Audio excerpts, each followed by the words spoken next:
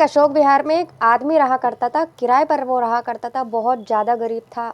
उसकी फैमिली में कोई भी नहीं था। गांव से वो बिहार का रहने वाला था और यहाँ आया हुआ था, यहाँ रहता था रेंट पे। और वो नौकरी की तलाश में था, पढ़ा लिखा आदमी था, लेकिन वो बहुत ज़्यादा गरीब था। उसे इंटरव्यू के लिए जाना था और उसकी जेब में कुल 10 रुपये थे और उसके पास खाने को भी कुछ नहीं था, ना ही।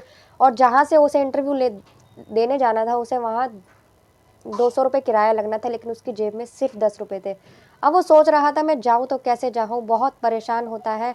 लेकिन वो किसी तरह, उसके पास एक ही कपड़े थे जिससे पहनकर वो इंटरव्यू देने जाता था। रात को वो कपड़े धोकर डाल देता है, सुखा लेता है, पड़ोस से किसी की प्रेस कर लेता है, तैयार कर लेता है कपड़ों को। सुबह 2 बिस्किट चाय के साथ खाकर घर से जैसे तैसे वो निकलता है।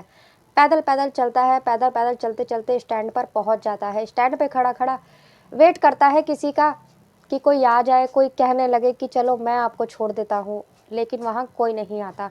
वो हिम्मत करके पैदल पैदल चलने लगता है। बहुत दूर चलता है तो एक मंदिर मिलता है उसे। मंदिर में जब वो थक जाता है तो मंदिर में सीढ़ियों पर बैठ जाता है।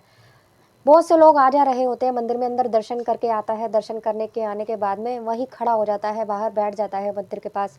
वहीं एक भिखारी होता है जो कि वहीं बैठा होता है। वो उस भिखारी के कटोरे में देखता है तो उसके पास, उसकी जेब से और उसके बैंक अकाउंट से ज़्यादा पैसे उसके कटोरे में होते हैं। वो भिखारी भी उसकी तरफ देखता है और वो भिखारी उससे कहता है, क्या कोई मदद चाहिए आपको? तो वो कहता है, तुम क्या मेरी मदद करोगे, तुम तो खुद पूरे दिन बैठे रहते हो, मांगते रहते हो। तो वो कहता है, मैं मांगता नहीं हूँ साहब, लोग बाग दे जाते हैं, मुझे इन पैसों का लालच नहीं है। मुझे तो सिर्फ 2 वक्त रोटी भी नहीं खाता, मुझे तो सिर्फ एक टाइम का खाना चाहिए होता है और बस मेरी बीमारी की दवाई मुझे चाहिए होती है। ये पैसे तो मैं खुद ले जाकर मंदिर के दान पेटी में डाल देता हूँ। ये लोग तो आकर खुद मुझे दे देते हैं, अपना पुण्य कमाने के लिए मेरे कटोरे में पैसे डाल जाते हैं। वो ऐसा कहता है तो वो कहता है कि नहीं, मुझे ज़रूरत तो मुझे बहुत है पैसों की, लेकिन मैं तुमसे नहीं ले सकता।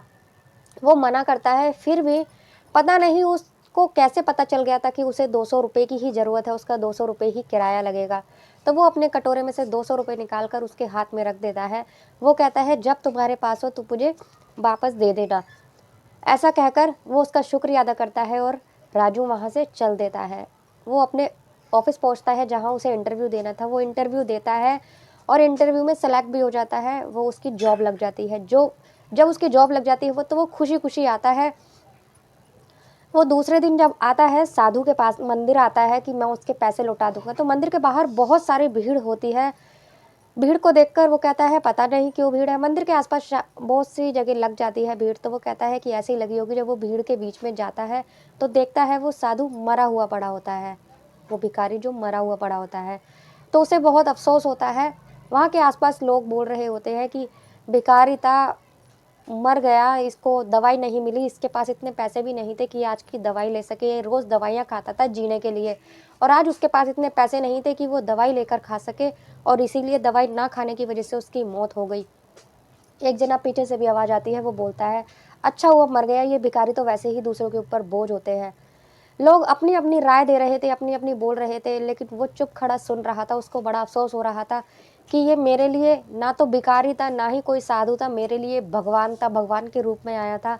भगवान कब किसके रूप में आ जाते हैं पता नहीं लगता।